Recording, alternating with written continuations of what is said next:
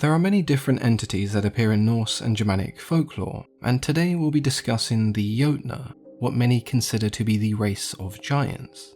And although that may be correct for some Jotnar, not every Jotun is a giant. The word Jotun, or Jotnar if we're referring to more than just one, came from the Old Norse Thor or Thursa, which came from a Proto-Germanic word meaning to consume or to devour. Now, as for the assumption that every Jotun is a giant, that story is quite long and spans across numerous cultures, so I'll try and summarize it as best I can. The word that we use today in English to refer to a giant comes from the French géant, which became part of the English language in the year 1066 BCE when William the Conqueror took control of England. The French word géant refers to the giants of Greek mythology, and we know they didn't have the best relationship with their deities. So is it possible there was a comparison drawn between the giants of Greek mythology and the Jotnar of Norse mythology, based on the fact that some of them were giant in size and hated their respected deities? Well, yeah, it's entirely possible that that may have caused some confusion. So if you are someone who genuinely gets upset about the Jotnar being referred to as giants, then you can blame the ancient Greeks, the French, the British, the Marvel Universe, and the new God of War. A lot of people to be angry at. So if the Jotnar aren't the same as giants, but they aren't quite gods, then what exactly are they? What makes a Jotun a Jotun? That in itself is a difficult question to answer simply. The first being to exist after the creation of the universe was the giant Ymir, the father of giants who also happens to be a Jotun. So the Jotnar are technically the first race of Norse mythology. The first god to appear was Bori, the grandfather of Odin. Now during this period the Jotnar and the gods lived in harmony and the races married and had children together. Bori had a son named Bor, who then married Bestia, a Jotunn. So Odin and his two brothers are in fact part Jotun. The exact percentage we don't really know because the circumstances surrounding the birth of Bor are very ambiguous.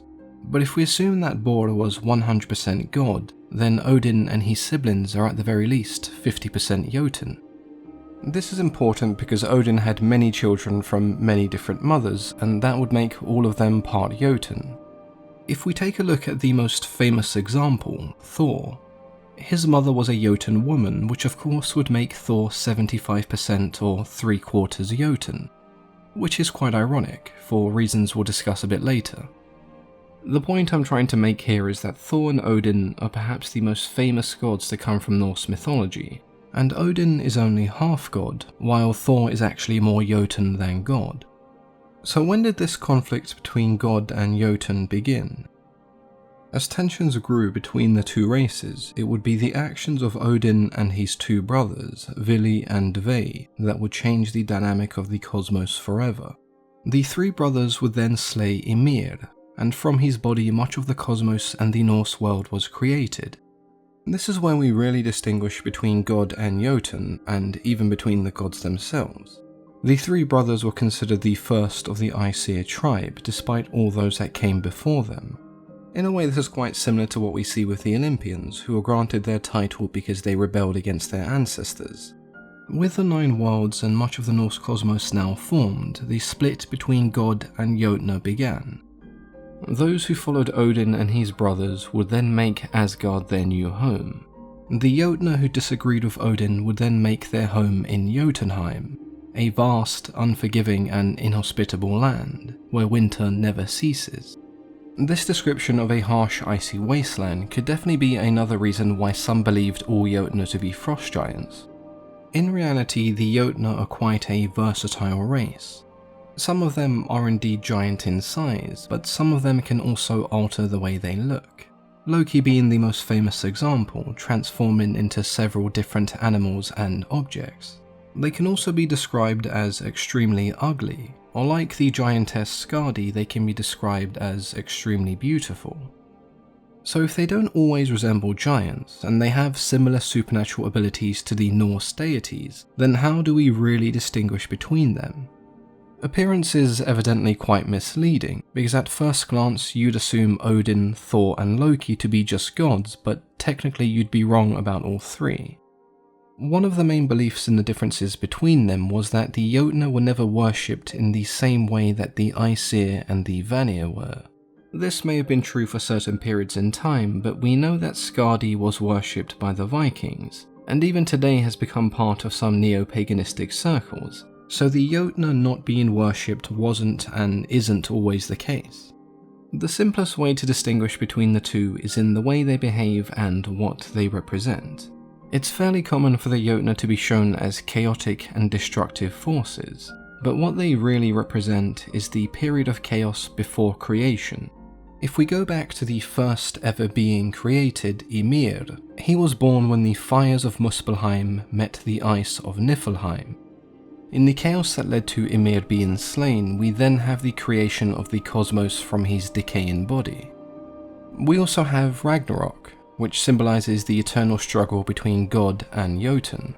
The Jotnar wanting to sink the world into chaos to create a new one, and the gods wanting to contain them and prevent this from ever happening. With Ragnarok and this final chaotic battle, the world is not destroyed, it's essentially reborn.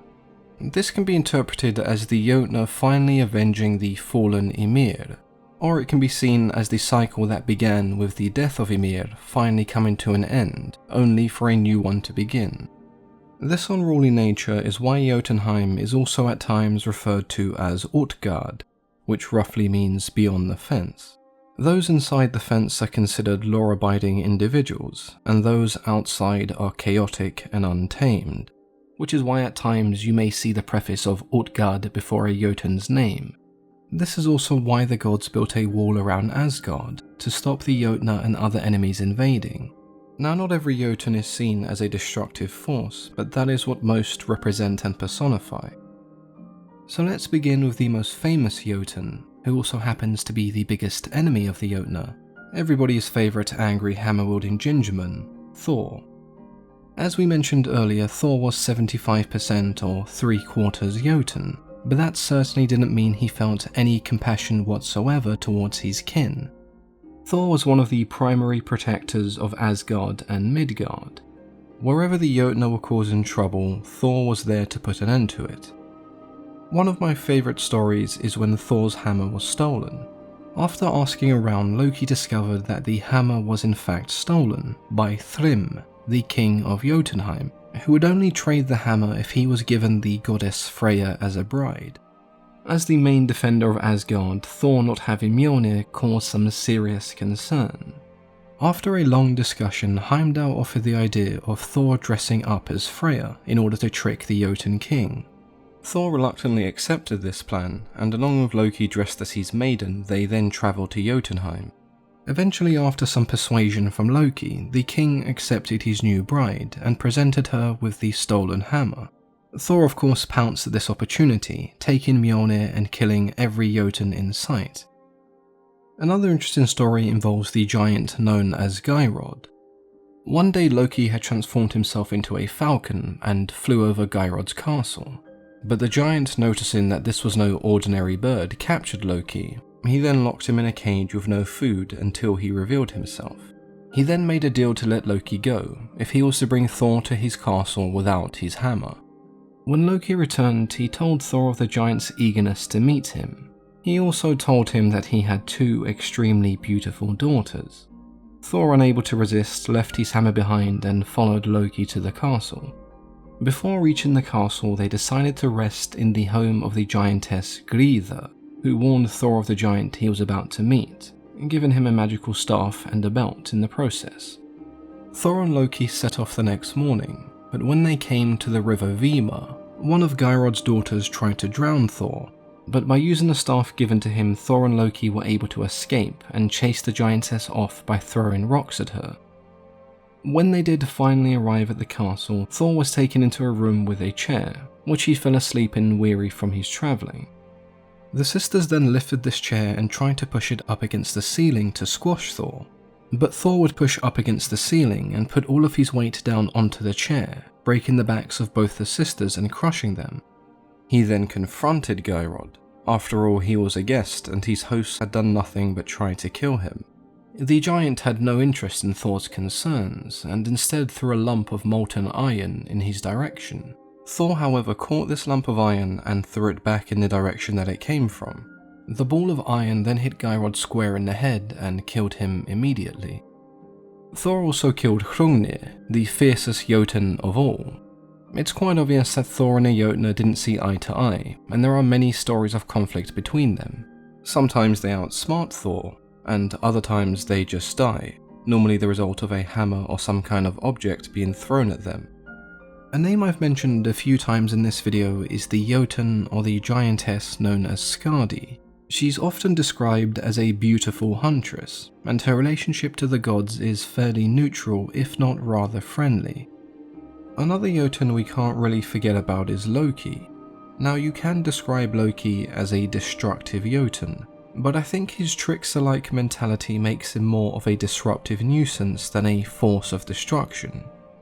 Similar to Loki, you have Skrymir, the master of illusion, also known as Utgard Loki. A good example of a destructive Jotun is Surt, or Sutir, the fire giant of Muspelheim. His only real purpose is to ensure that the world burns during Ragnarok so that a new one can be reborn, and in this task he is successful. There is something poetic about the world being created from a giant of ice to then only be destroyed by a giant of fire. If you do have any questions, or you'd just like to share your thoughts, then please do so in the comments below. As always, I've been your host, Mythology and Fiction Explained.